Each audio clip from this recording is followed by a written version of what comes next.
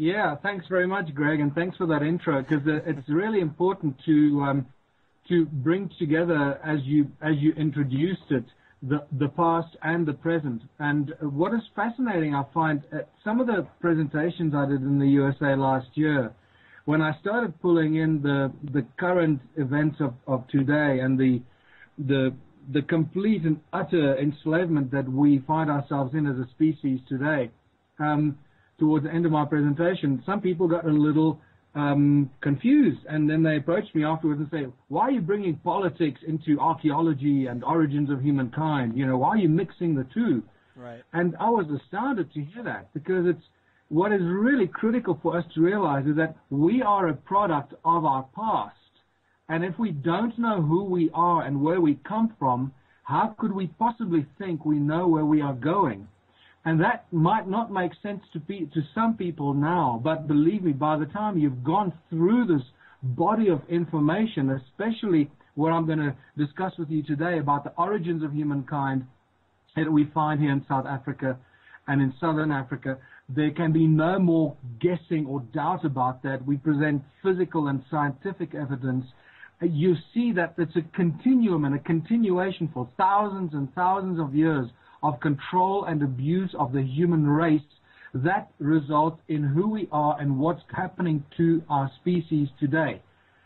And that's critical. So let's get back to your first question, or what you started off with, the origins of humankind in Southern Africa. Sure. You know, this is a fascinating subject. You know, I don't think there's anyone alive today that hasn't asked themselves the three sort of holy grail questions, I guess you can call them, what I call the great human puzzle. Who are we? Where do we come from? And why are we here? And the moment you ask those questions and you start scratching around and looking for answers and clues, very quickly you realize that that is a bottomless pit of layer upon layer of clues and disinformation and misinformation, and you've got to wade your way through these layers of very interesting research and stuff. And that's why it is a field of research that so many people are attracted to. And I guess I was very fortunate to find myself here in South Africa, where many people for many decades have been saying that this is the cradle of humankind. And it's been interesting for the last several decades how the so-called cradle of humankind has shifted from sort of East Africa, from the Tanzania, Kenyan area, where the Leakeys have been doing a lot of archaeological work and sharing their research on the early Australopithecine remains and so forth, and reaching conclusions that humanity has evolved out of those kind of little cretins and so forth. But as more and more research has found its way into mainstream, you find this origins of humankind making its way further south and further south until it finally ended up here, right here in smack bang in South Africa, in which we now call the cradle of humankind, and one specific place, Sterkfontein Caves, which is just outside of Johannesburg. The only problem with the Sterkfontein Caves, just like with all the other archaeological digs and these conclusions that they reach, in which they very strongly promote the sort of evolutionary process from ape to human, there are no evidential intermediary steps. There is no missing link. And that never-ending quest for the missing link continues until you step outside of that box and you come to where I now am and find myself in the mountains of Mpumalanga, and you start looking at the vanished civilizations or the mysterious stone circles of Southern Africa. And suddenly, everything that you've read in all the books of Zachariah Sitchin that many people still are trying to, prove to be false and so forth. And once you realize that I've now presented the physical evidence of what Zachariah Sitchin has been writing about for 40 years, 50 years before he died, and the texts of the Sumerian clay tablets and the translations that speak about the Abzu and the great gold mining empire of the Sumerian entity Enki that established this vast gold mining empire in this place called the Abzu, and you start connecting the dots, you realize that this is it. We have found and I present the physical evidence of the Abzu, irrefutable evidence of gold mining, stone tools and artifacts that go back way over 200,000 years. And I think we close the loop of any speculation or hesitation that this must be what the Sumerian tablets refer to as the gold mining empire of the so-called Anunnaki.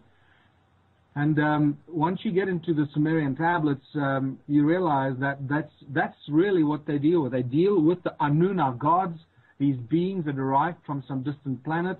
There's still much speculation as to what the planet was called. Some people call it Nibiru. Zechariah Sitchin calls it Nibiru in all his work. The Anunna gods, the gods of heaven and earth, and therefore Sitchin calls them the Anunnaki, as in in heaven and ki being earth. So the Anunnaki, the gods of heaven and earth, that came to earth looking for gold, and they found it in huge quantities right here in southern Africa. So yeah, that's really what I present, and it just grows into a beautiful story the deeper you dig. Yeah, I mean, it is fascinating to think back. The first time I'd heard about this material, I started thinking about just our culture in general, the worship of gold, which is just so odd. Even in the ancient world, like everything being made of gold, and it goes today. Like everybody's talking about dumping your U.S. currencies or your Western currencies to get into gold, because gold is where the real value is. And it's really no different than another, element or another thing you would pull out of the ground. But maybe this this fascination with gold comes from an ancient teacher like the Anunnaki.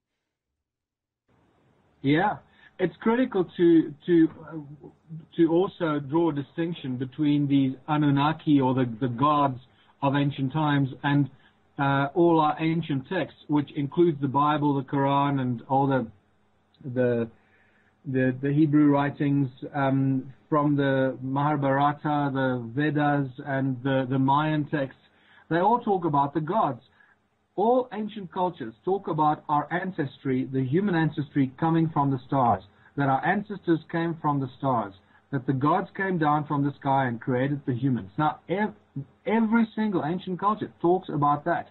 We have somehow been taught, and slowly but surely over a few hundred years, been told that that's all a bunch of nonsense, and that we know exactly how this human race came to be. And we started teaching our children this, the story about the ape man on all fours, slowly but surely standing up and then walking upright, sitting behind a computer. That's all as nonsensical as anything else you can come up with. That's just another theory that has never really been proven. And I need to remind people, which I do in my presentations, that it still remains a theory of evolution. It is not a fact of evolution. It remains a theory of evolution. But we've started teaching it as fact. And many people now believe that it's a scientific fact, which it is not. Mm-hmm. Just like it's the theory of the origins of the universe has now been put to the Big Bang. The Big Bang is where the universe comes from. Well, that's just a theory. We don't know where the universe comes from. So all these things, and even Einstein's theory of relativity, these are all theories. But because our education system is completely and utterly controlled by those who print the money, and we're going to come back to that, you realize what the agenda is.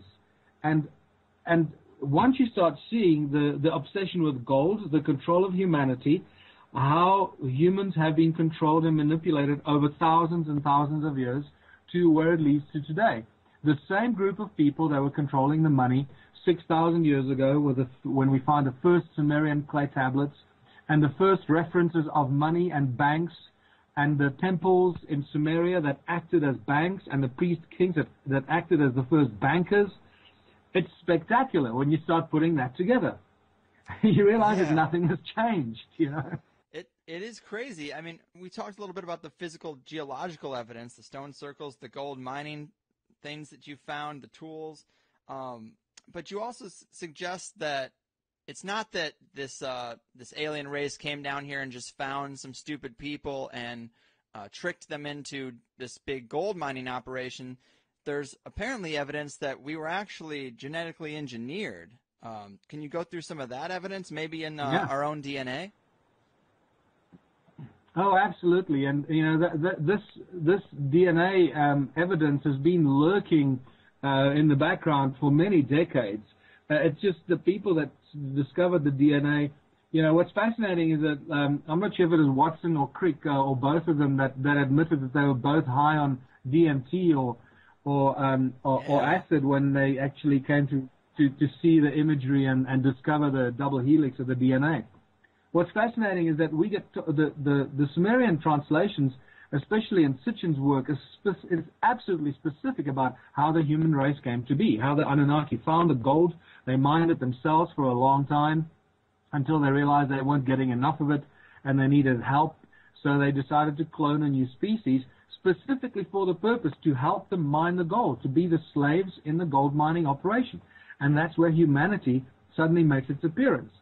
And many of the things that I present in my work and my research points to that event, especially the discovery of Adam's calendar as a flagship among the millions and millions of stone circular ruins. And I need to just put this into context. I'm not talking about a few hundred or a few thousand circular stone structures. I'm talking more than 10 million stone circles scattered throughout South Africa and Zimbabwe and parts of Botswana and Mozambique. More than 10 million. In fact, you know, in the latest few lectures I've been talking about, there's probably closer to 20 million based on my latest sort of gut feel after I sort of did a first analysis calculation, and I was trying to be as scientific about it as I could, using averages and averaging it from a small number of ruins per hectare, then take it out to a square kilometer, and larger, getting averages, and then averaging it out over the whole area that I've find these stone circles throughout Southern Africa. It adds up to more than 10 million. Now, that immediately tells us that there's a vanished civilization that we know absolutely nothing about. You know, we can't deny it anymore. Right. And so this connects us to the fact that, you know, there are more than 75,000 gold mines discovered just around one little town of Leidenburg, which is about 50 miles from where I live. And if you start extrapolating that to many of the other mines that I've discovered and spoken to people making discoveries, of ancient gold mines in the 20s and 30s already in South Africa, you start extrapolating that we've got millions of gold mines, vanished, gold mines that no longer can be seen. And every now and then we accidentally stumble upon these gold mines. One such example I must tell you was in the early 70s when the father of the guy that actually is our legal advisor, Raymond Dix, his father worked for the mining industry on the West Rand in a town called Carltonville. All the early gold mines in the 60s and 70s, that's where they arose in South Africa, and a lot of the global gold came from that area. I grew up in those areas on the gold fields, and they actually called gold fields, believe it or not.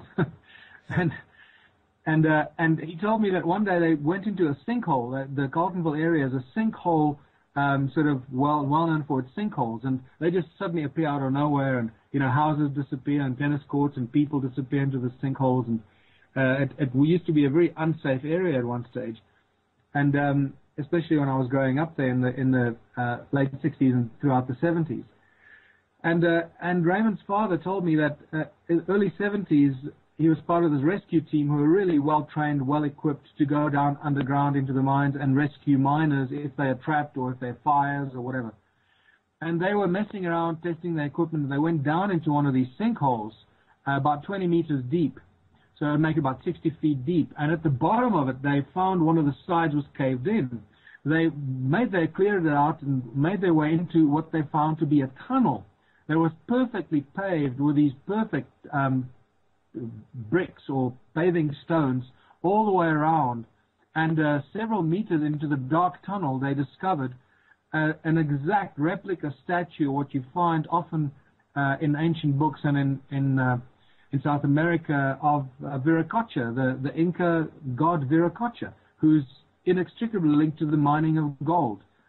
So that is just incredible. I also present the physical evidence that you can link every ancient civilization, from the Sumerians, the Phoenicians, the Romans, the Greeks, the Hindu Dravidians from southern India and Sri Lanka, to the Incas, as I mentioned, and also the Dogon people of Mali. You can connect and link them to their activity here in South Africa many, many thousands of years ago, and the Egyptians as well, were their Ankh and various other symbols, to the activity here in South Africa, long before the other so-called cultures and civilizations arose. And I can say that because I've looked at the carvings that they left behind that indicate their presence here of those people, where those civilizations arise from. And if you just look at the erosion on these carvings, you realize that we're dealing with something extremely old. It's not something that was carved just a few thousand years ago. But I think just to come back to, I digress a bit from the genetic cloning side, because there are a lot of geneticists that have unfortunately, it's such a vast subject, it's very easy to slip away into a sideline and get carried off. Of course, that's a positive thing. That's a good thing. Yeah, exactly. So to come back to the genetic cloning side of it, it's really, our whole human DNA is a huge mystery. There's so many anomalies to do with what's going on with our DNA, the fact that we use so little of it, and yet there's so much potential encoded in it. What came first, the RNA, the DNA? How did it all happen? How did we get to be this very bright species, while all the others are completely, far removed from our level of understanding and intelligence? And why do we have 23 pairs of chromosomes and the ape species have 24 pairs of chromosomes, and so it goes. And many geneticists have put out categorical statements on record that our DNA is not of this planet. Our DNA is of an alien source. Now, obviously, the mainstream media and the education departments and the textbooks at school are not going to pick up on that. They're going to continue printing and teaching the children and our students what they want us to believe. So you're not going to find that in mainstream education until you start looking at those who are working on the fringes and doing some ridiculously exciting and interesting research. And one such researcher now works with Nassim Haramein in Hawaii. His name is William Brown, and he's one of the brightest lights in the field of genetics and DNA research.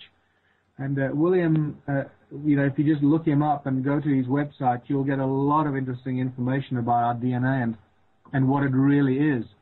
DNA is not what we think it is, and it actually is formed in completely different ways to what we believe. And that makes it even more interesting and exciting, because that brings us to the many belief systems that we find in ancient cultures. Not only that the human race was created by the gods that came down from the sky, that all ancient cultures keep telling us about, and we keep denying it because our textbooks say so, but they also tell us about how the universe was created and how everything came into being. And at the foundation of that is this thing called sound or resonance. And that's fantastic, because you start seeing very important breakthroughs in some of the leading scientific research, especially also Nassim Haramein with his resonance project, and more breakthrough research, like, for example, even nerve endings, share their information with the nerves, and the synapses that in our brains are actually, information gets transferred via sound waves and sound patterns. And you start realizing that sound is at the core of all these things. And that's really critical, because that's what I've discovered these millions of stone circles are all about. They generate huge amounts of sound energy. And that then leads to the conclusion that whoever built these were incredibly advanced in their knowledge, their understanding of the laws of nature, and then what they did with it. Mm-hmm. And then obviously the obvious conclusion is, and the evidence points, it was all about the gold. Yeah, I mean, let's talk about the, you mentioned sound a little bit. You've put a lot of emphasis on the power of sound and resonance in some of your speeches, and it seems like most of the knowledge that our ancestors had, whether you're talking about this sound technology or the flower of life knowledge or the things that they've embedded in some of the ancient symbols, a lot of that's been lost or gone underground. But can you tell us a bit about this, about sound and what you've discovered about it? I mean, you seem to consider it a lost energy system. Well, yeah, absolutely. Because I really believe that this is what Nikola Tesla discovered. Mm-hmm. Well, I must just tell you, just in case your listeners are still not getting it, every one of these stone circles, these 10 million stone circles, or more than 10 million stone circles, is a sound energy generating device. Okay? There's no doubt about it. There's scientific measurements, and each one resonates at very, very high sound frequency in the gigahertz. The lowest we've measured, this is the lowest, is around 10 gigahertz. Now this is insane. You don't measure sound frequencies in the gigahertz in nature. It just doesn't happen, right? Remember that our hearing only goes up to about 16,000 hertz. Right. So, the gigahertz is way up there. It's extremely high frequencies with extremely high energies. The higher the frequency, the higher the energy.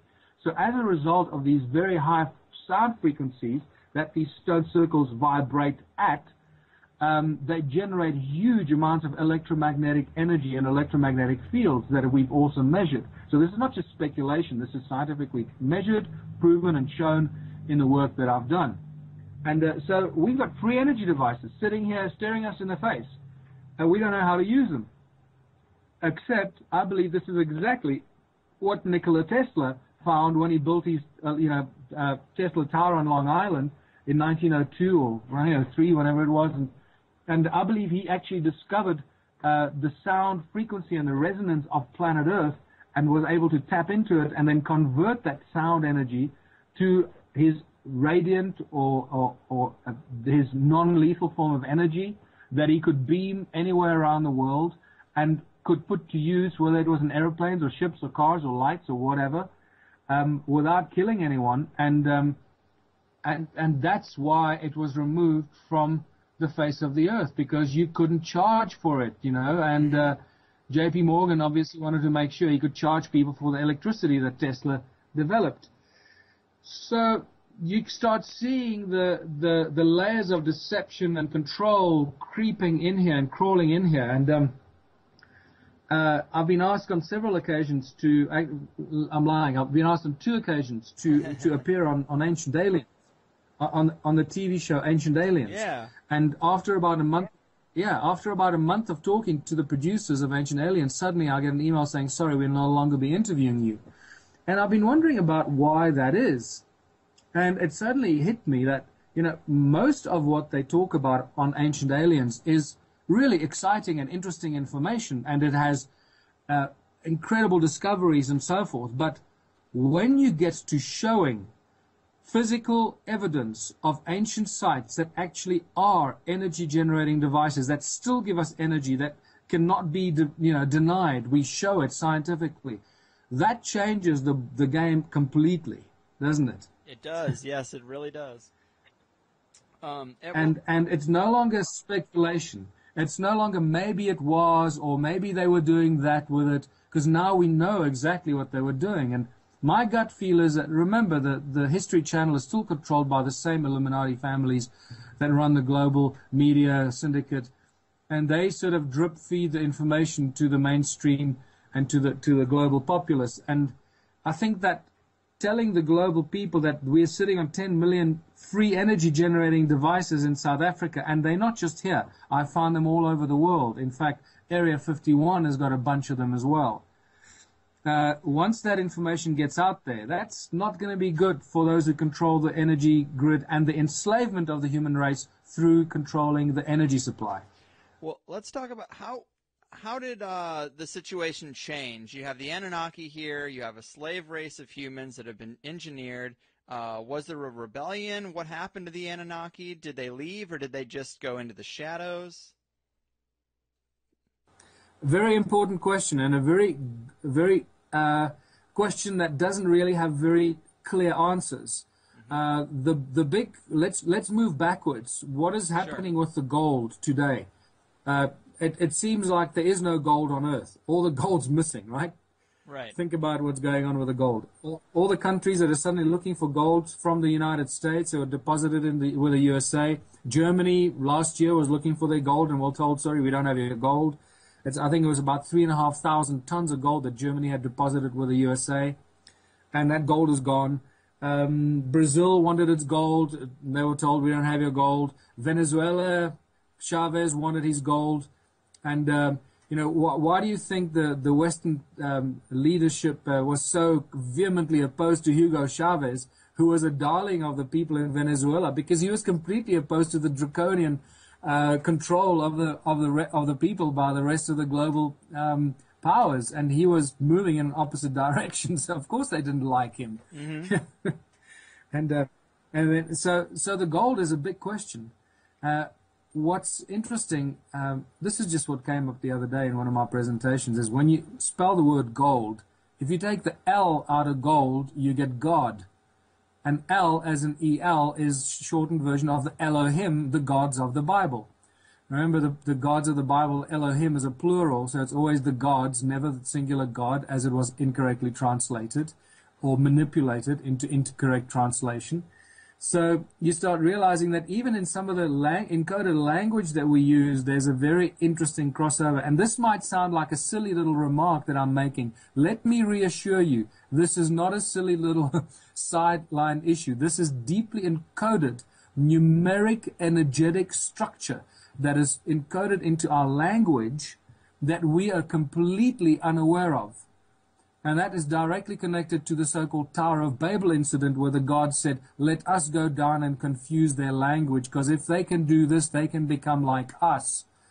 It has nothing to do with changing the people's languages so that they can't understand each other. It's got everything to do with manipulating the energetic effect of the letters and that make up the words so that they lose their meaning and the power to actually manifest matter throughout the sound frequencies that they generate.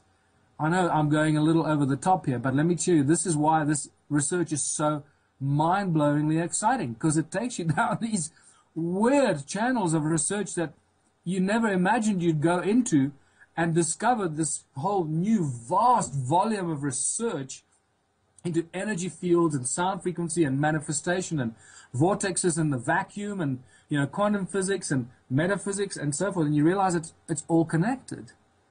So, right. It is where is the gold? Yeah, where is the gold? Where's the gold? The gold is not here. Is it in the Vatican banks? No. Well, I guess much of it is probably hidden and stored in the Vatican. Oh boy, the gold. The gold. That's the big thing. Remember that our obsession with the gold, human obsession with gold, is not a human obsession. We inherited that from the gods. And I say specifically the gods. In the Bible, the Elohim, God, comes to in Genesis 2, when Adam is alone on earth. Eve had not yet been fashioned from his rib. So Adam is alone on earth. He's never heard of gold. He's got no worries about gold, right? I'm now going with the flow of the story. And God comes to Adam, and it's God, or the Elohim, the gods, that bring up the matter of gold. They tell Adam about this land called Havilah, where the land is good, the water is good, and by the way, there is gold. So it's critical to realize that humans were not the ones that found the obsession with gold. We inherited it from the gods.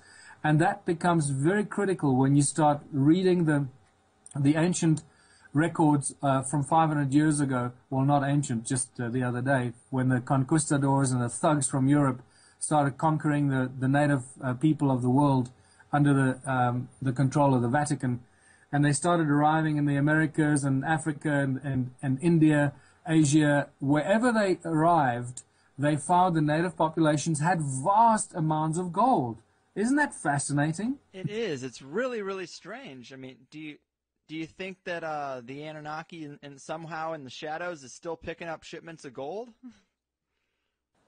Absolutely. There's no doubt about it. Really? And no doubt about it. And that the gold is still leaving this planet. It's not here. It's not on this planet. It's going off planet. And just because it's not on the 8 o'clock news and you're not seeing it on CNN doesn't mean it's not happening. Remember that if NASA did a launch of the space shuttle and they didn't show it on TV, nobody would know about it. That's true, man. It's that simple. It really is. And this kind of touches on, the famous David Icke stuff, that the global elite are descendants of the Anunnaki. And I've always thought, motivation-wise, what is the motivation for some of these global elite to keep going to meetings, to keep controlling the population? Because if I had $1 billion in the bank, I wouldn't give a fuck what anybody else did. I would just secure my own freedom, hole up and do my own thing. But, these people are still like basically working a 9 to 5, and there's got to be a motivation behind that. It's all about total control. It's all about total and absolute control of the human race. And this is where it comes to where we are today. So it started out with the Anunnaki arriving here some 500,000 years ago. I don't know. Those numbers are very fuzzy, so don't take it don't stick to it too exactly. And at around 300,000 years ago, and that seems to be reasonably accurate, at about 300,000 years ago, although there are various periods during which they seem to have created different types of beings. So that becomes fuzzy again. But at around 300,000 years ago, we see the sudden appearance of Homo sapiens, or the species that we seem to belong to today. There weren't many races. There was one race. Okay, so that becomes another huge question. Well, where do the different race groups come from if we all come from the same seed? That's a huge problem. Okay, ask any geneticist that's really looked into this. That's a big problem, where different race groups come from. And then and the Anunnaki created this new species, and this is, by the way, where Adam's calendar comes in. That was discovered by Johann Heine, my initial colleague in the research into the stone circles. Johann Heine rediscovered Adam's calendar, which I called it Adam's calendar after I started researching it, in 2003 by accident. And later I discovered that it's an ancient site known by the African shaman, especially the famous Zulu shaman Credo Mutwa, who is probably the preeminent shaman in Africa, one of the most important knowledge keepers of African and human history. Credo makes it very clear to me and to everyone else that Adam's calendar, or as he calls it, Inzalo Yelanga, which means birthplace of the sun, as in S-O-N, the son of the gods, this is where humanity was created by the gods. And that's it. It's as simple as it is. If you don't want to believe it, that's fine. That's your own problem. Get on with your life. Go to your 9-to-5 job and, retire and die. Right. Otherwise, get caught up in this amazing new wave of information that's reaching us. Realize that it's far more mysterious and intriguing than we could have ever imagined. So here we find ourselves at Adam's calendar, or Inzalo Yelanga, and that is the flagship among all these millions of stone ruins. Because that, I believe, is actually one of the portals that they used to beam the gold up from. And I have plenty of scientific evidence for making such a ridiculous and outlandish suggestion. So it gets really exciting. So I believe the gold is still leaving, but there is still huge amounts of gold on this planet, buried in underground tunnels, in secret places. And Southern Africa is one of those places where probably most of that buried gold is found. The Mesoamericas and South America, Peru, Bolivia, and so forth, that part of the world has got huge amounts of underground tunnels with huge amounts of buried gold. I'm talking about processed gold, not gold in ore. Processed gold bars and coins that are lying in these tunnels. Now, the technology to find that exists. There are many people that have this technology. And I've been privy to such information from the guys that have been researching it. And when you start seeing the amount of gold that is hidden in these tunnels, it raises a whole lot of questions. The fact that they're still processing it and getting it off this planet under the cover of night, or away from out of sight, and making sure that those areas are secured and the gold gets extracted and removed, and nobody knows about it. Yeah, that is really wild. I mean, so you got this system where, we've been programmed to worship gold. We've been programmed to be controlled by money. And let's switch gears a little bit and talk about money in the modern world. I have a ton of guests that come through and talk about lies and corruption and ending the Fed, etc. But 9 out of 10 times when I try to take it a step further and say we should get beyond capitalism altogether, it's like a switch goes off in their head and they immediately start defending capitalism as if they're on trial during the Red Scare. I mean, can you break down for the people how money and capitalism are like a big part of the foundation of our problems? Okay, absolutely. And that's critical, because once you've become comfortable and gone over the shock that we are slave species created by these gods, these beings. And remember, this is also, I just need to also draw the distinction for a lot of people that might find themselves lost from a spiritual perspective. This is where you draw the very clear distinction between God with a big G, or the divine creative force behind the universe and all the beautiful things in it, the divine creation, if you want to call it that, the God, which I call the God with a big G. And I also have a feeling that this is where the Freemasons actually get the big G in their symbol, the grand architect or the great architect. I believe that they're actually referring to a similar kind of entity, or the sound, the Aum, or the Word of God, right, that created the universe and all things in it. And you draw a big distinction between the God with a big G and the gods with a small g, the gods of the Bible that you most come into contact with, and the gods that we read about in all ancient cultures that just were advanced beings from another planet, and probably many other planets that came to Earth, found gold, manipulated their way, abused a species that they created for their own benefit, and created all these rules and regulations so that they could carry on controlling the people and the beings that they created.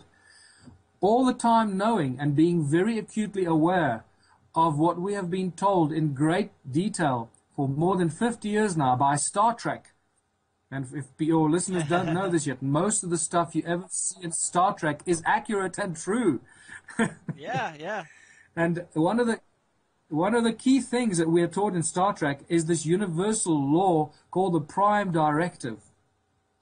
Now, I talk quite a great deal about this in my sort of full-day workshops, because it's critical to start pulling all these things together and understanding how the manipulation of the human race is taking place today, and that the Prime Directive is being used and abused and manipulated to the benefit of those who are the manipulators of the human race, with a full understanding by them that if they cross the Prime Directive, if they do not abide by it, it will cause their own demise. And this is critical information that I'm sharing with you here, because once you start understanding the resonance, the morphogenic field, the way that the entire universe and everything in creation vibrates in sympathetic harmony, once you realize that, you realize that anything that contradicts that is not in sympathetic harmony, that is not in resonance, that is in dissonance, will cause its own destruction and demise. I don't know if it's making sense to you.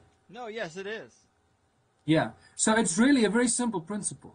So the guys, call them the Anunnaki remnants or whoever they've become. It is really unclear, because they're masters at deception. And, a lot of people have gone on record and made these bold statements and then find out later that they weren't exactly right. So let's just realize that somebody is pulling the strings, manipulating us on this physical level, enslaving us physically, mentally, emotionally, and most importantly, spiritually, making us forget that we are infinite fractals of the divine creator, that God is within us, that we have the same capacity to create and manifest, the same way that great, prophets like Joshua or Jesus or Yeshua, call him what you want, and many others that came before him and since him, have told us that God is within you, that you can move mountains if you have faith. And that faith is not believing in a guy with a white stick or a white beard and a stick in the clouds. Well, that means believing and understanding that you are one with the divine creator, that you're a fractal of the divine creator. I hear what you're saying. Let me ask you one quick question though about this, as we're talking about spirituality, before we get into some of the monetary control stuff. I mean, I completely understand how, some people think we are, bodies are vessels for infinite consciousness, here to experience, a 3D material plane. We are fractals of the great God, or, what have you. I understand that, but then also the fact that we are genetically engineered, it almost seems like the two are in opposition. I can't seem to rationalize that, because in the same way we make computers, it's like they made us, and I see like we wouldn't have a natural place in the universe, so how do we then become beings of consciousness? Right, and this is where the work of Enki comes in, and I believe that I have some sort of a metaphysical connection to Enki. And a lot of this information is either revealed to me in weird ways or in other literature and so forth. And And I guess this is why I've been making these discoveries, because this is all Enki's work that I'm sharing with the world, this mining operation here and so forth. Enki was also the guy that had the knowledge to do the genetic coding and the genetic manipulation into creating the new species. And Zecharia Sitchin goes into great detail in more than 14 of his books into how this all happened. And this is where Enki's work comes in. He realized that by creating a primitive species that was trapped and could not evolve consciously, he would be contravening the prime directive. And therefore, he created a creature, and it's very clear in the translations of Sitchin, and this is fantastic when you start putting these pieces of the puzzle together, where you read where he encoded and I love the name that the Sumerians tablets give the DNA. They call it the entwined essence, which is so much more eloquent than DNA, isn't it? Yeah, that's good. So when he gave the entwined essence more parts that would allow the creature to grow and to evolve and to become wise and etc. So he allowed the creature to grow in its own consciousness and reach high levels of consciousness, and then join at some stage in the future, join the universal community of conscious beings. Okay, so that is really the process that he started, knowing that at some stage they would lose control of the slave race that they created, allowing them to become beings of their own consciousness. That was overridden by those who didn't want to let go and didn't want to allow this new species to reach their own universal, harmonious consciousness with the divine source from which we come. And it is that control that is now being imposed on us and has been imposed on us for thousands of years.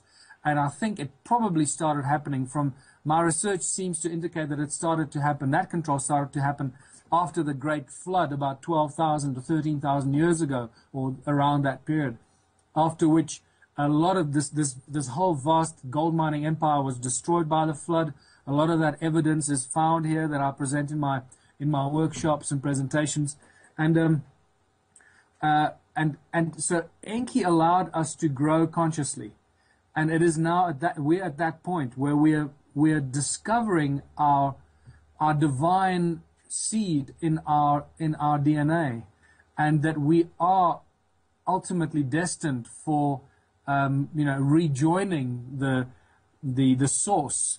And I believe that many of the breakthroughs that we've had in science and physics, especially quantum physics, I believe that, like, for example, the double slit experiment is a beautiful example that actually is the key and critical evidence, and that gives us the tools to understand or allow us to move back and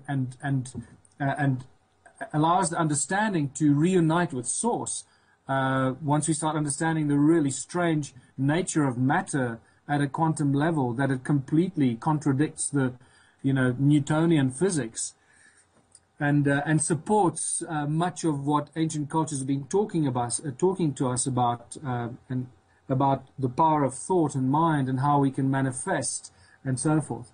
So yeah, it's critical. I think that what the Anunnaki also did is they did a lot of damage on this planet. There's no doubt about that. But at the same time, I think there are many of them who are still around, possibly not in a physical form, but a higher level spiritual form, that are doing as much as they can to help millions of us wake up and realize that we can and have the potential and have the ability to step out of this trap and this enslavement.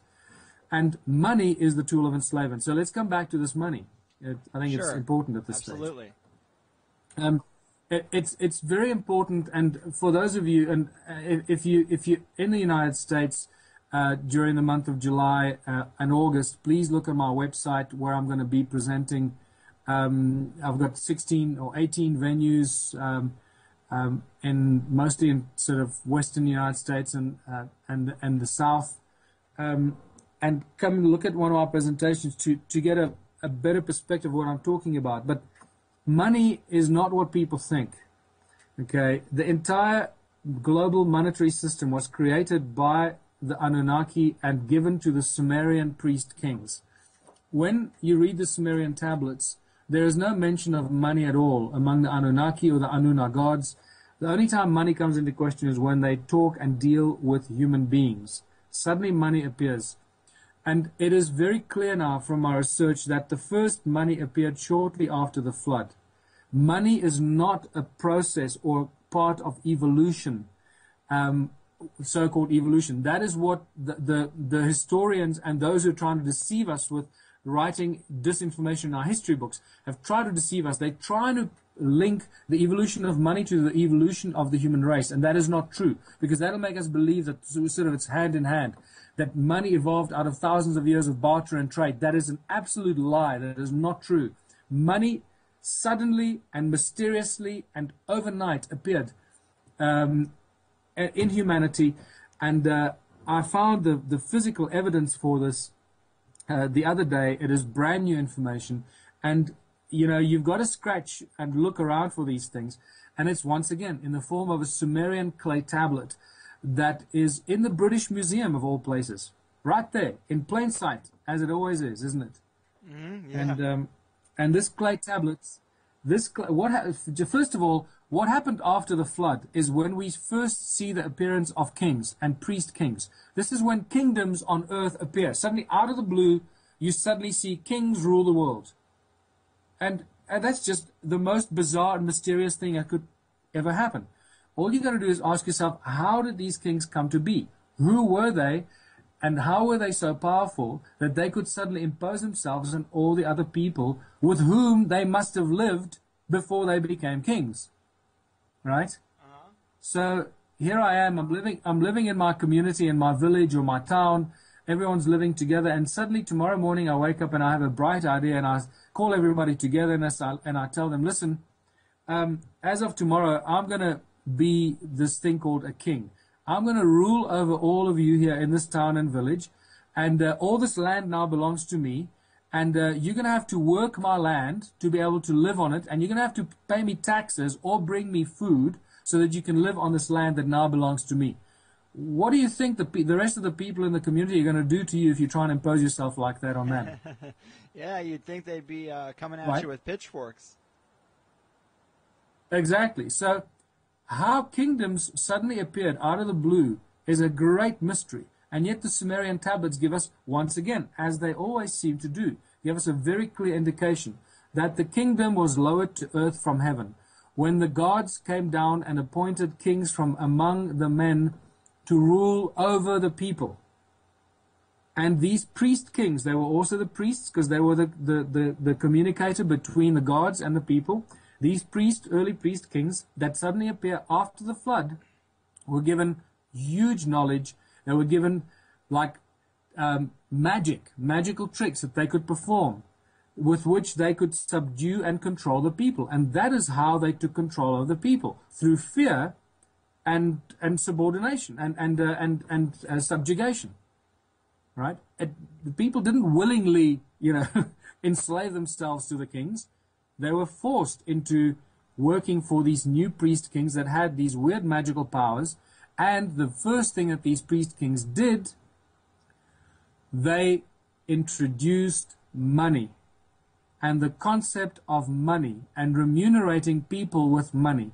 The other important thing is that money was never in the form of gold. Money was always in the form of silver, because the gold belongs to the gods, like all the ancient cultures told the conquistadors when they arrived in the Americas. When they asked, who does all the gold belong to? They were told, the gold belongs to the gods, just as they did in Africa and in India, everywhere. So the gold was never used for money, and silver was always the first form of money. Now the clay tablet that I show is a beautiful example from 2046 BC from a Sumerian temple where the priest kings were operating as the bankers and the Sumerian temples were already operating as the first banks. And this clay tablet is probably the oldest bill of exchange that is available to be seen today.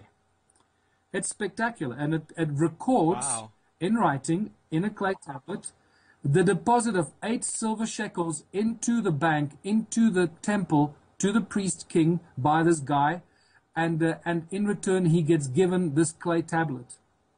It's spectacular. Wow. Nothing has changed.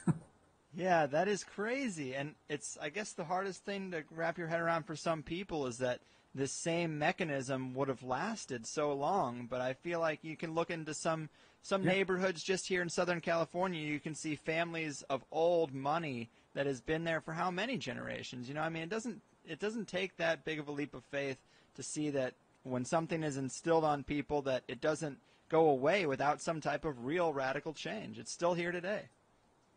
Yeah.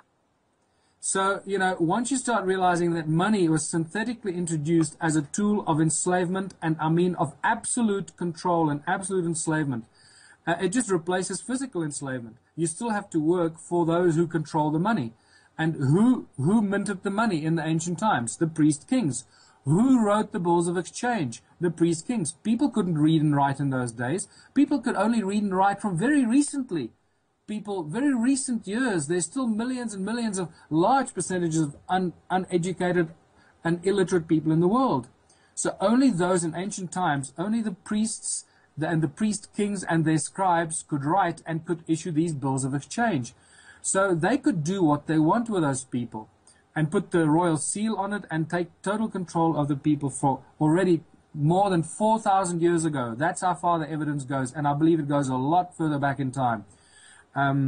So the same system goes today. Those royal bloodlines have been in power and control of this planet for thousands and thousands of years.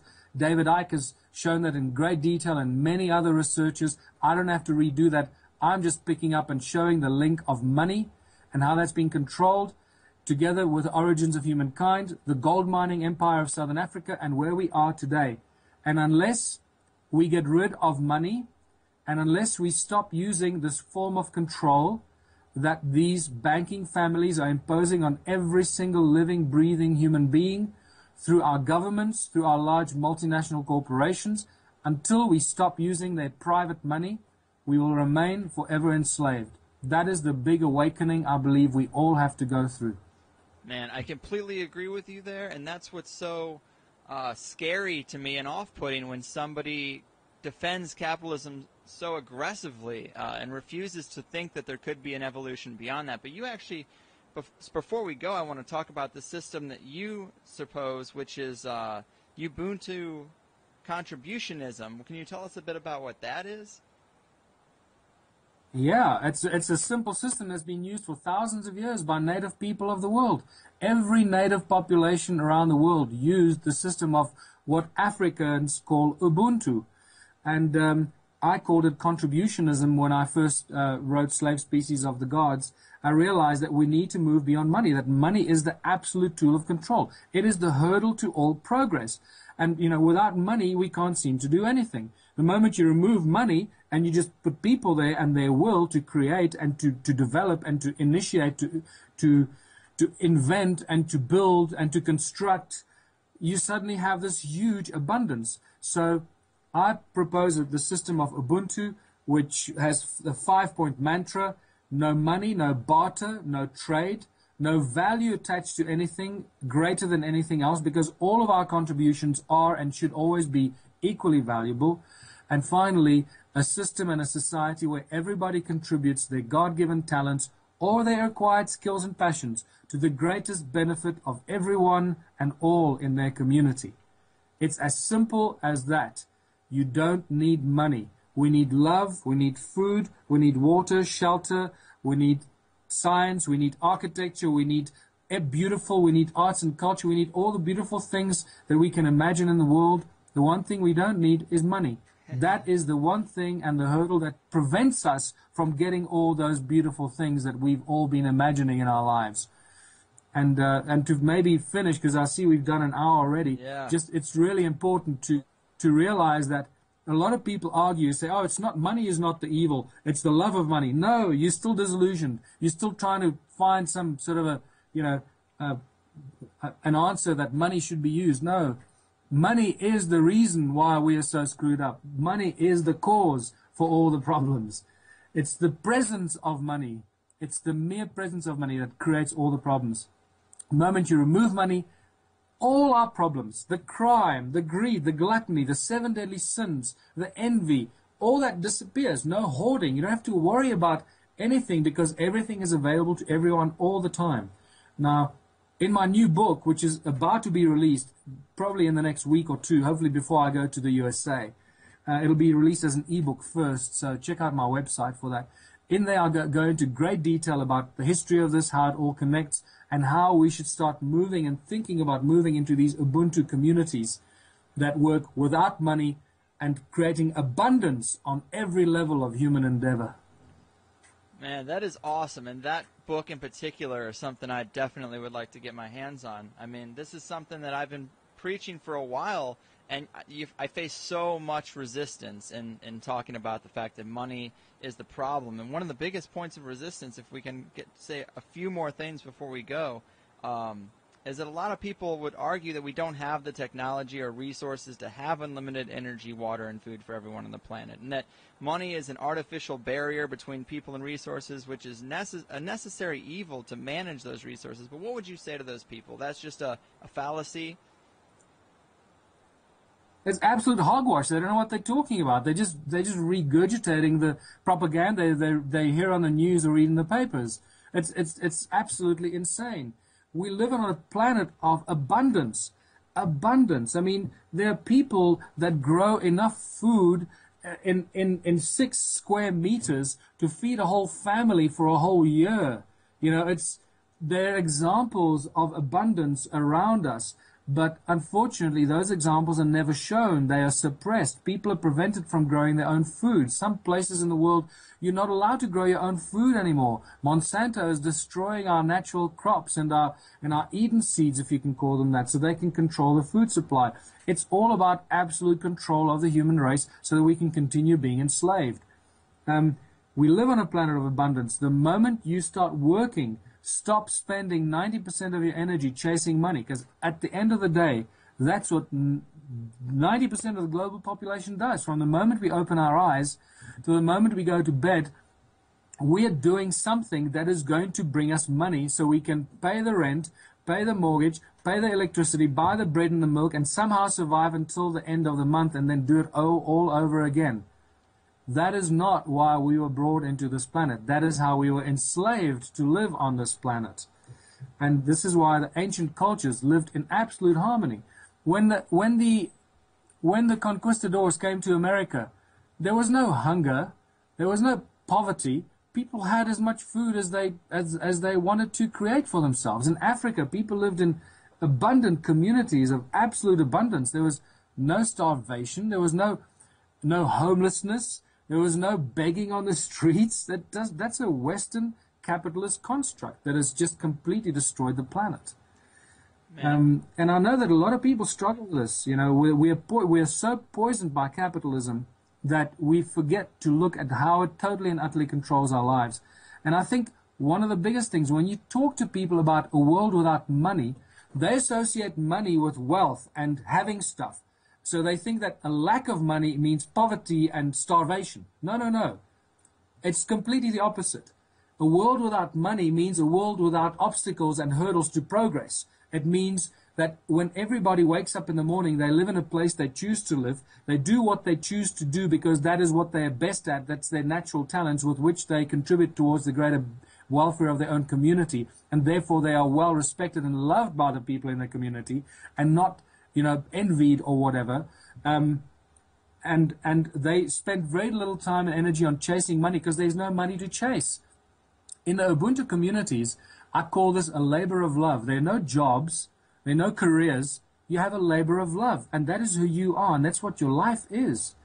And you don't have to worry about retiring and saving money so that you can retire, because the communities look after each other. And they look after each other, and there is well-being and there is abundance.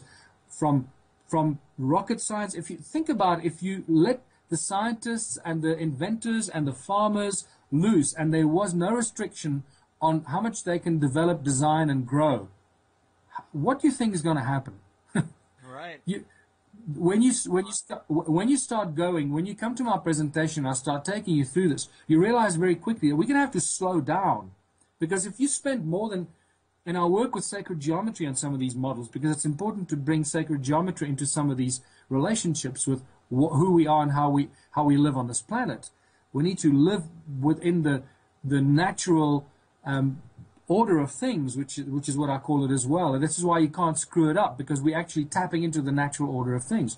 So I propose that we only apply our labor of love for the community that you choose to live in for 3 hours a day. So whether you're a rocket scientist and you're building rockets or developing free energy, levitation devices, to being a farmer and developing the most amazing ways to grow food hydroponically, or whichever way, abundance beyond belief, whether you're a shoemaker or a builder or designing new technology to build dwellings or purifying water, there are millions and millions of labors of love that people do that incidentally in today's society are not financially viable. That's why people don't do them. People don't do things today because they don't want to do them. They don't do stuff, millions of things that we should be doing. We don't do it because it's not financially viable.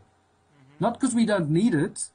That's another thing to get our heads out of.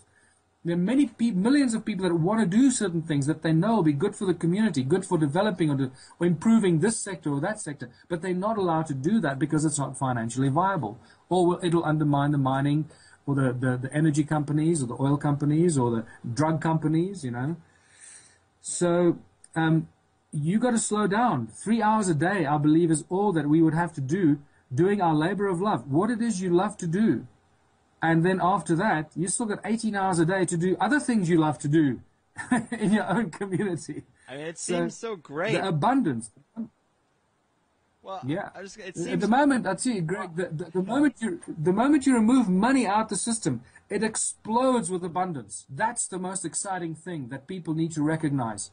And it's the fear, unfortunately, it's the fear factor. When you say the word a world without money, people think, oh, poverty, living in starvation, living in caves, going back to the dark ages. No, use your brain, please, people. If you remove money, you're turning it upside down. You're exploding the potential. You're allowing people to develop things that we can't even imagine about developing. Free energy and ways of life that we can't even dream of it today because we can't allow ourselves to think that far. It is ridiculous. I mean, everybody knows now about the technology of 3D printers, and I mean, if every town had a community center, a library of 3D printers, I don't understand how you would still have a Walmart or need slave labor from overseas when you can make your utensils in this machine. I mean, it's directly opposed to capitalism, and I wonder how. I mean, these things are definitely butting heads. I don't know how they're going to institute 3D printing where you can make things when they're abundant and keep capitalism around. No, well, capitalism is only around because it's controlled by the royal banking bloodlines that have been around for thousands of years. And remember, they make money out of thin air. It's that simple. They just print as much money as they want to print, so they can play this game for as long as they want and for as long as we allow them to. So it's up to us to say, listen, buddy, we're onto you. We know what you're doing. Your time's up. You've had 6,000 years of fun, and that's now coming to an end.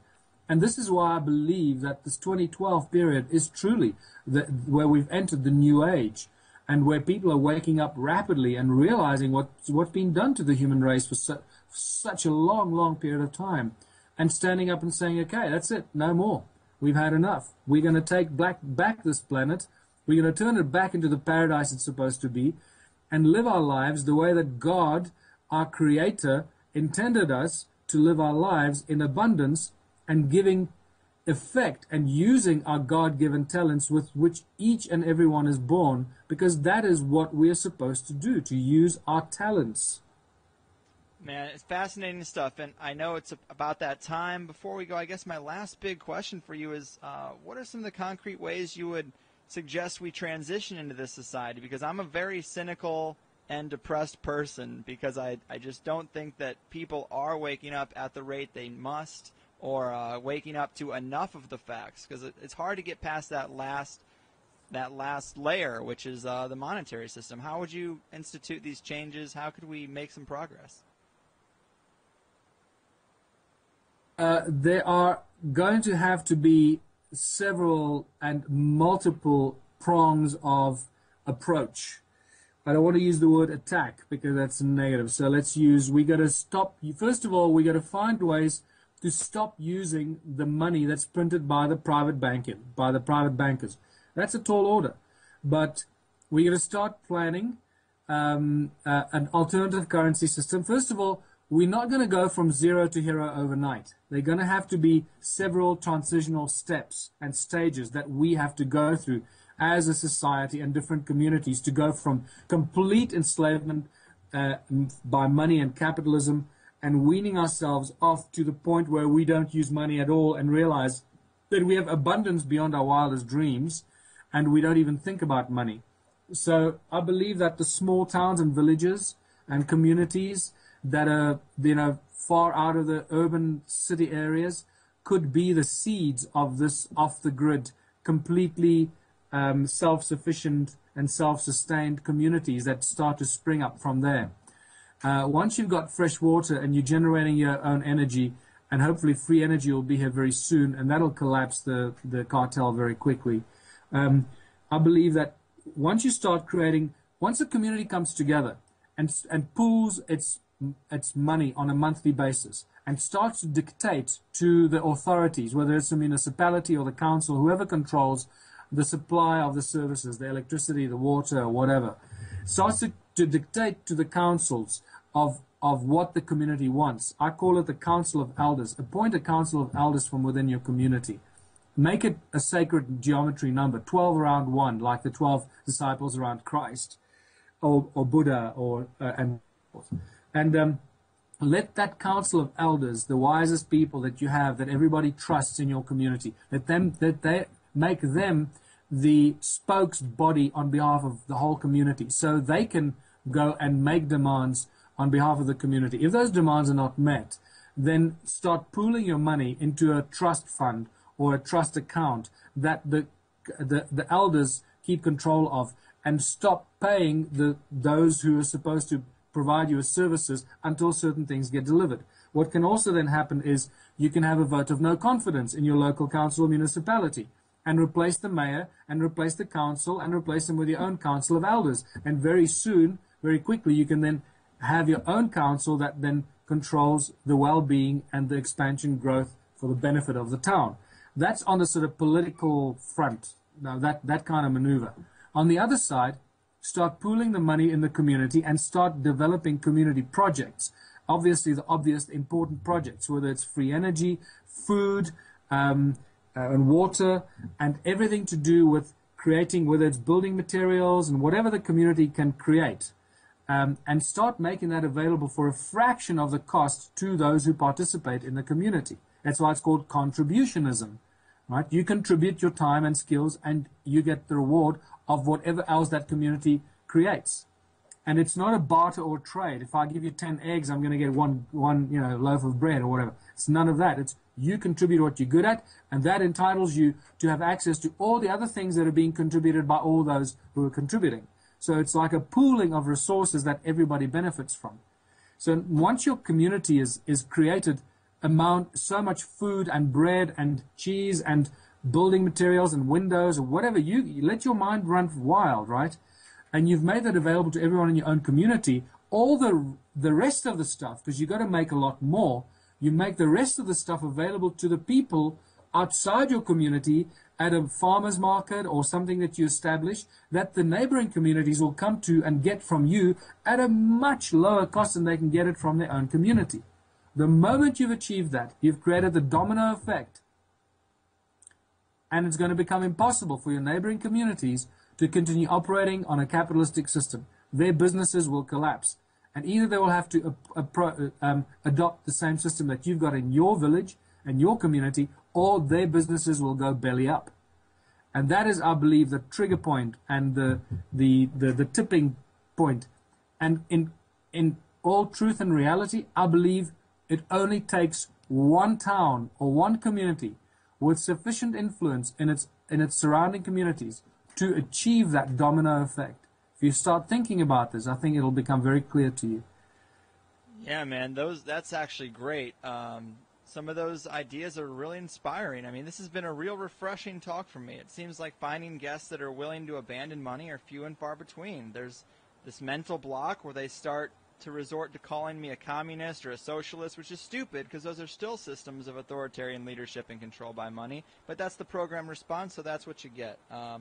Before we go in, we definitely need to talk a little bit about this big U.S. and Canada tour coming up in just a couple weeks. Tell us what's going on there. You know, where can people get more information? How can people come out to support these ideas and keep these kind of things going? Well, thanks very much, Greg. Yeah, we be leaving for the USA, arriving, doing my first presentation on the 14th of July. That's at the Lightning in a Bottle annual festival in Southern California.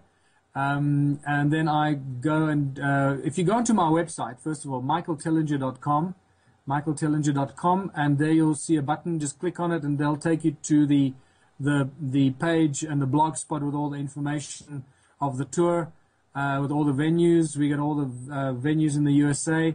The major venue, the major event I'm doing is Contact in the Desert at Joshua Tree, with some of the biggest names in the sort of field of research. From George Newry will be there as well. Nice.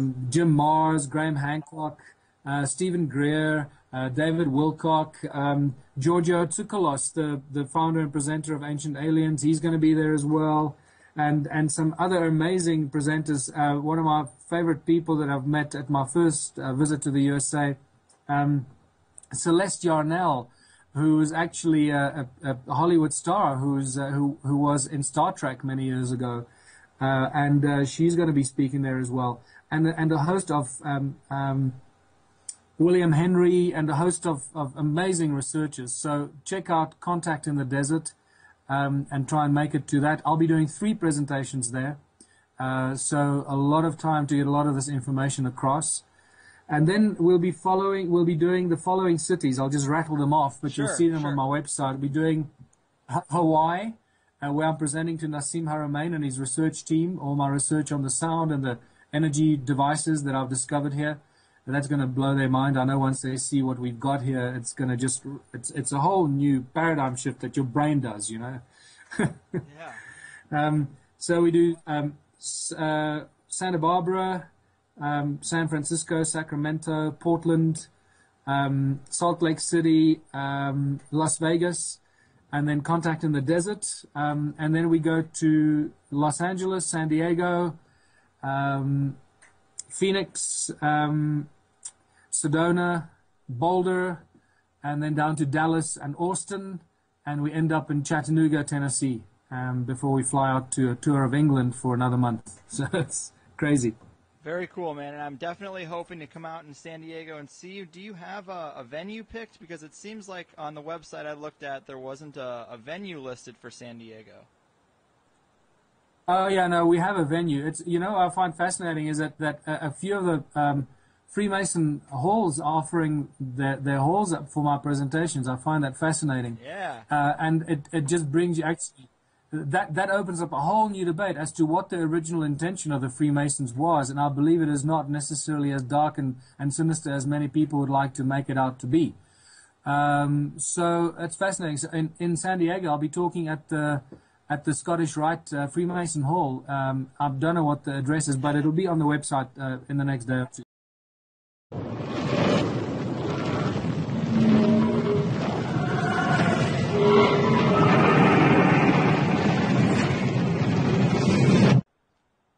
Yeah, thanks very much, Greg, and thanks for that intro, because it's really important to bring together, as you introduced it, the past and the present. And what is fascinating, I find, some of the presentations I did in the USA last year, when I started pulling in the current events of today and the complete and utter enslavement that we find ourselves in as a species today, towards the end of my presentation, some people got a little confused, and then they approached me afterwards and say, why are you bringing politics into archaeology and origins of humankind? You know, why are you mixing the two?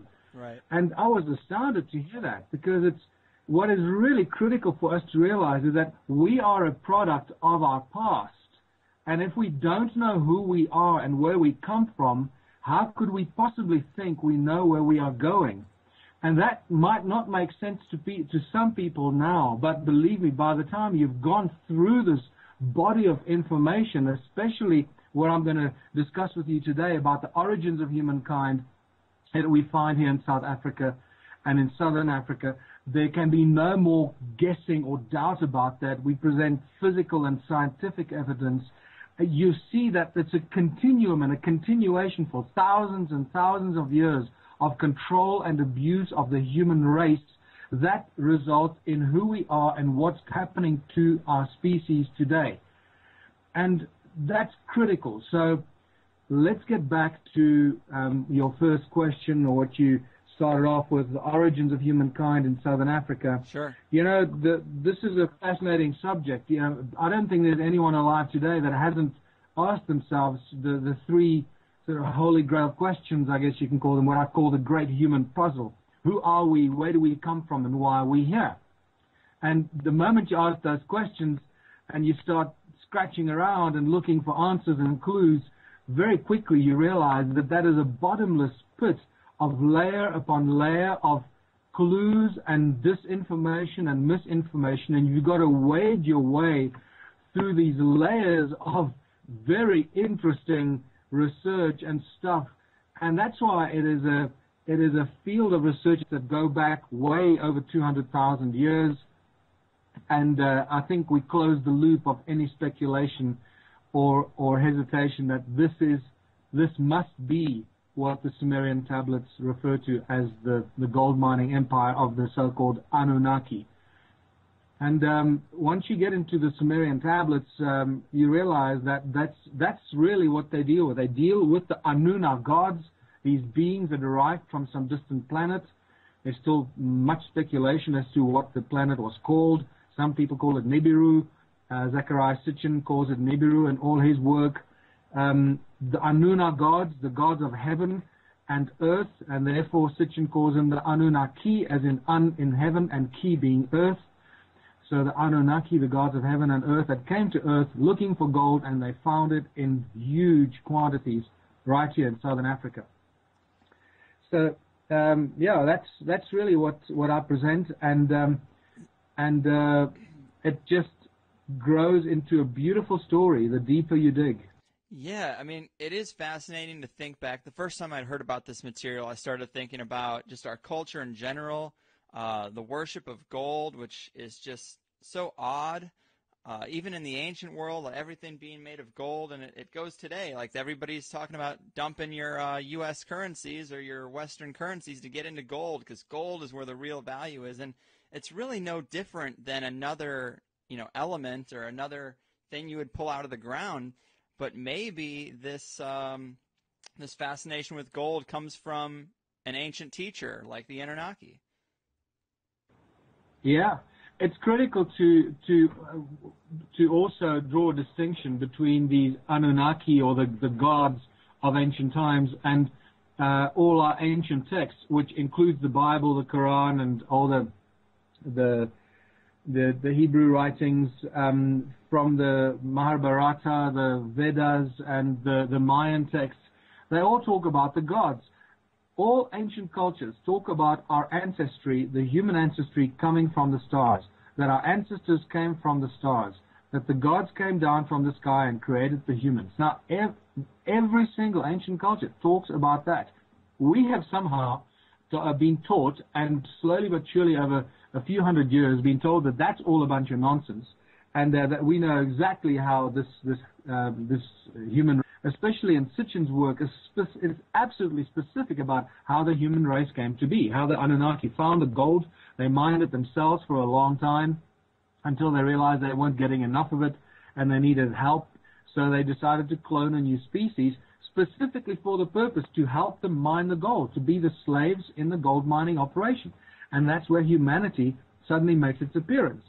And many of the things that I present in my work and my research points to that event, especially the discovery of Adam's calendar as a flagship among the millions and millions of stone circular ruins.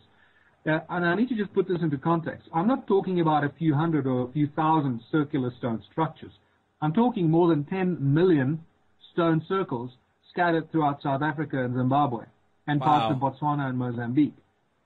more than 10 million. In fact, in the latest few lectures I've been talking about, there's probably closer to 20 million based on my latest sort of gut feel after I sort of did a first analysis calculation, and I was trying to be as scientific about it as I could, using averages and averaging it from a small number of ruins per hectare, then take it out to a square kilometer, and larger, getting averages, and then averaging it out over the whole area that I've find these stone circles throughout southern Africa.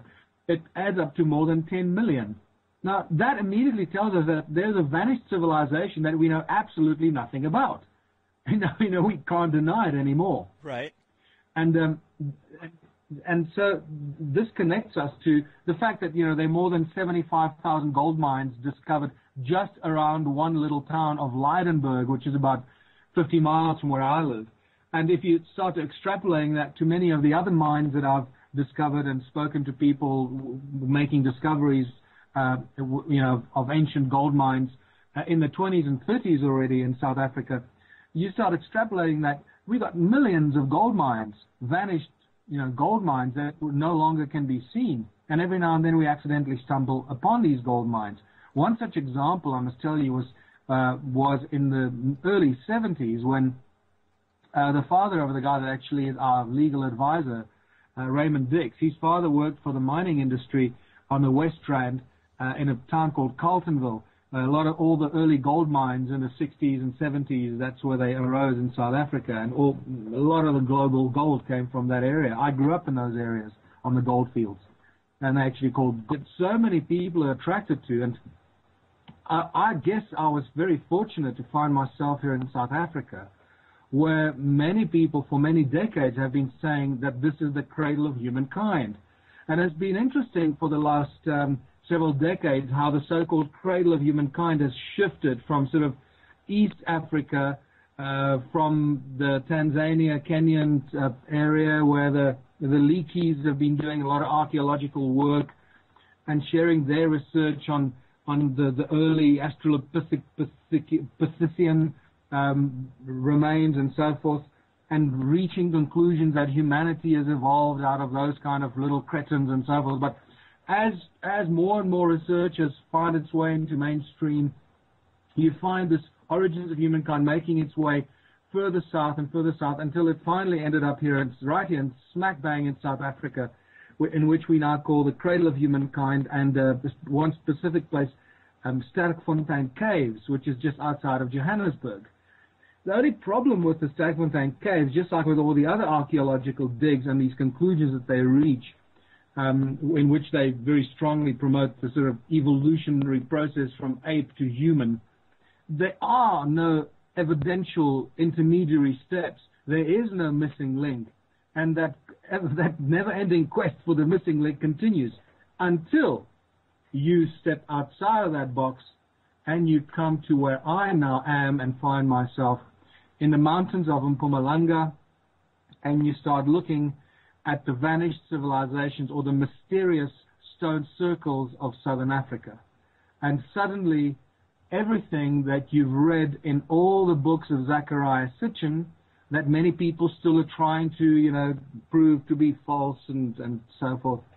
And once you realize that I've now presented the physical evidence of what Zachariah Sitchin has been writing about for 40 years, 50 years before he died, and the texts of the Sumerian clay tablets and the translations that speak about the Abzu and the great gold mining empire of the Sumerian entity Enki that established this vast gold mining empire in this place called the Abzu, and you start connecting the dots, you realize that this is it. We have found, and I present the physical evidence of the Abzu, irrefutable evidence of gold mining, stone tools and artifact race came to be, and we started teaching our children this, the story about the ape man on all fours, slowly but surely standing up and then walking upright, sitting behind a computer. That's all as nonsensical as anything else you can come up with. That's just another theory that has never really been proven. And I need to remind people, which I do in my presentations, that it still remains a theory of evolution. It is not a fact of evolution. It remains a theory of evolution. But we've started teaching it as fact, and many people now believe that it's a scientific fact, which it is not. Just like it's the theory of the origins of the universe has now been put to the Big Bang. The Big Bang is where the universe comes from. Well, that's just a theory. We don't know where the universe comes from. So all these things, and even Einstein's theory of relativity, these are all theories. But because our education system is completely and utterly controlled by those who print the money, and we're going to come back to that, you realize what the agenda is. And once you start seeing the obsession with gold, the control of humanity, how humans have been controlled and manipulated over thousands and thousands of years to where it leads to today. The same group of people that were controlling the money 6,000 years ago when we find the first Sumerian clay tablets and the first references of money and banks and the temples in Sumeria that acted as banks and the priest kings that acted as the first bankers. It's spectacular when you start putting that together. You realize that nothing has changed, It is crazy. I mean, we talked a little bit about the physical geological evidence, the stone circles, the gold mining things that you found, the tools. But you also suggest that it's not that this alien race came down here and just found some stupid people and tricked them into this big gold mining operation. There's apparently evidence that we were actually genetically engineered. Can you go through some of that evidence, maybe in our own DNA? Oh, absolutely. And this DNA evidence has been lurking in the background for many decades. It's just the people that discovered the DNA. What's fascinating is that I'm not sure if it was Watson or Crick or both of them that admitted that they were both high on DMT or acid when they actually came to see the imagery and discover the double helix of the DNA. What's fascinating is that we get the Sumerian translations